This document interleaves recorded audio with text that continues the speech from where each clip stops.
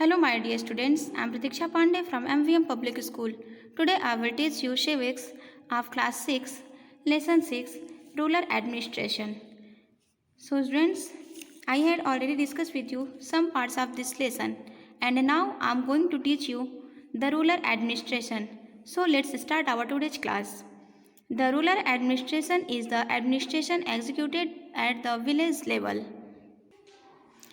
Students, administration जो प्रशासन है वही हमारे रूरल एडमिनिस्ट्रेशन मतलब ग्रामीण प्रशासन को निष्पादित करता है। सो वर्क देखता है विलेज लेवल पे रूरल एडमिनिस्ट्रेशन।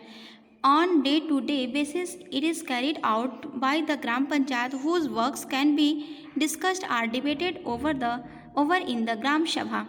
और students, day by day basis मतलब दिन प्रतिदिन के आधार पर ग्राम पंचायत में इनके सभी कार्यों को देखा जाता है और उस पे ग्राम सभा में उन कार्यों पर डिबेट्स मतलब उस पर डिस्कशन किए जाते हैं, उस बात को रखी जाती है, उस पर चर्चा की जाती है। However, the ultimate responsibility for developing a good system rests on the head of the district to which the village belongs.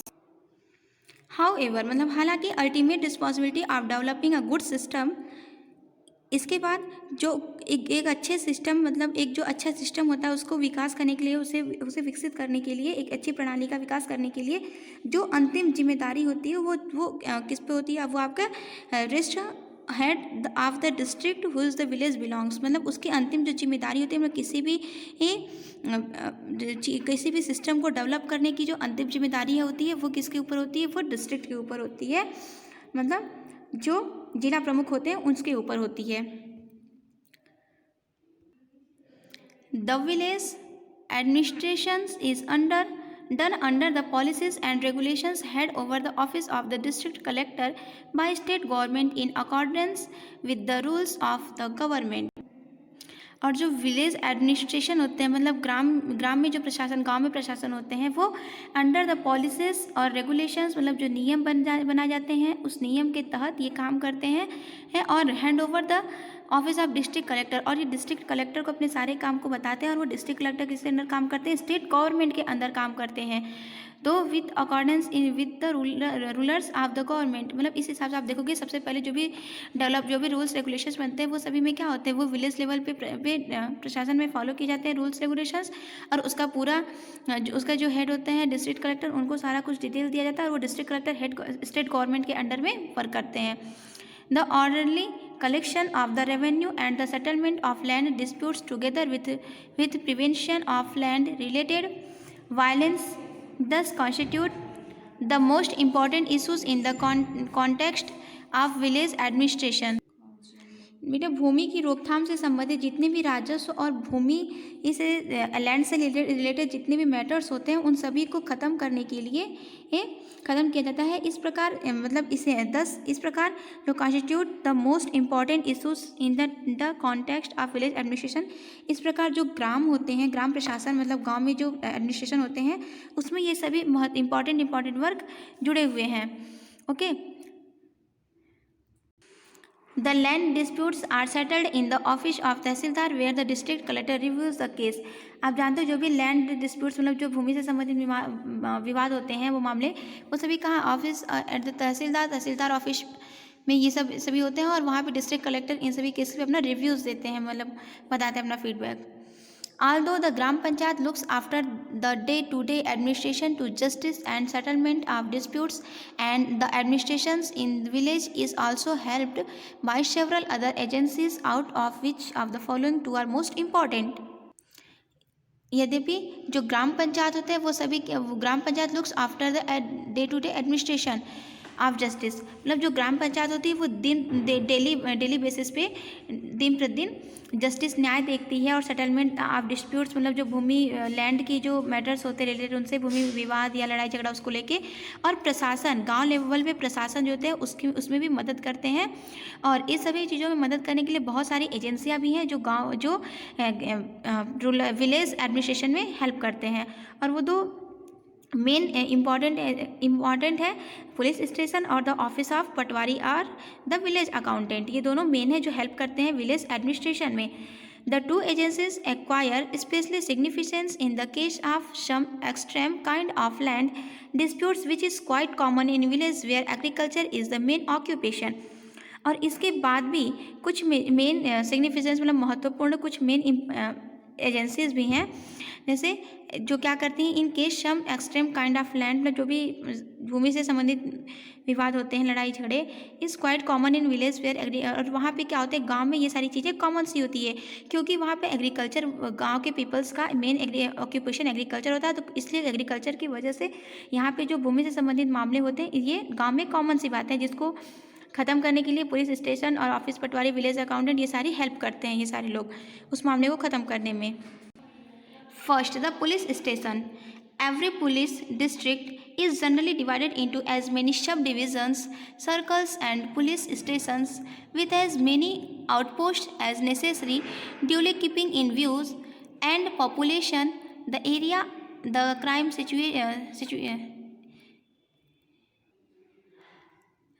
the workload in the terms of law and order and the distance to be travelled by inhabitants to reach the police station.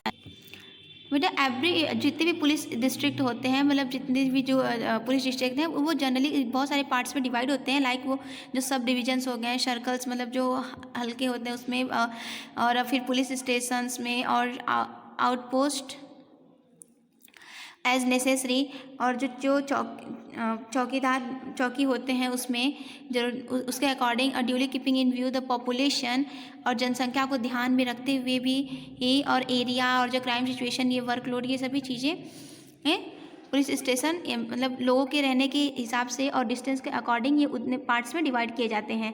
अब police station is headed by an officer in charge, station house officer or SHO, not below the rank of sub inspector. और जो police station के main head होते हैं, वहाँ के officer होते हैं, इंचार्ज होते हैं, आप कह सकते हो, ये कौन होते हैं? स्टेशन हाउस ऑफिसर, इसी को SHO कहते हैं शॉर्ट फॉर्म में। ये हेड होते हैं पुलिस स्टेशन के, और ये SHO जो है not below the rank of sub inspector, ये सब इंस्पेक्टर की जो रैंक होती है उससे ये नीचे नहीं है, ठीक है, उससे ये ऊपर ही होते हैं SHO। There is generally a crime investigation unit of appropriate strength in each police station. और जनरली अक्सर करके देखा जाए जनरली तो क्या जो क्राइम इन्वेस्टिगेशन होते हैं, मतलब जो क्राइम होता है उसके पूछताछ के लिए, ठीक है, यहाँ पे पुलिस स्टेशन में इन लोग यूनिट्स होते हैं, मतलब लोगों का ग्रुप होता है जो क्या करते हैं, जो हमेशा लोगों की हेल्प करते हैं, अप्रोप्रिएट स्ट्रेंथ मतलब उनकी जो लोगों की शक्तियों को बढ़ाते हैं, उनसे पूछताछ करते हैं, क्राइम इन्वेस्टिगेशन करते हैं, ये सभी चीज़ें पुलिस स्टेशन में होती हैं।